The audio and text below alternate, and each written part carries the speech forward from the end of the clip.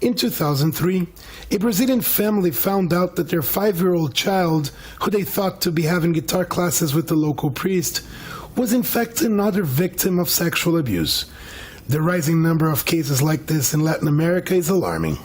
Child abuse is a totally spurious pathology of the human being. The Rome Statute describes it as torture, which is why Vatican being investigated in this UN committee. The report talks about 12,000 children, but I think it's much more. According to a report presented by the Center for Constitutional Rights at the UN Committee, the cases include sexual violence, psychological abuse, and even tortures. Specialists agree on the everlasting consequences on victims.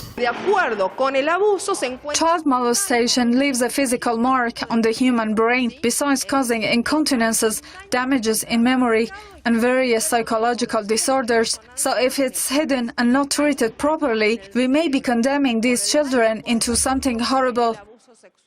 The Catholic Church is accused of obstruction of justice, as victims and family members denounce they face extreme pressures to remain silent.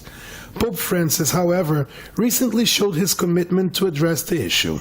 I feel compelled to take upon myself for the damage quite a few priests inflicted for the sexual abuse of children. The Church is aware of this damage, and we won't step back in dealing with these problems and sanctioning if necessary. Human rights activists think that considering Pope Francis is from the region and knows the issue, he should be even more questioned on why priests accused of sex abuse were promoted to higher ranks.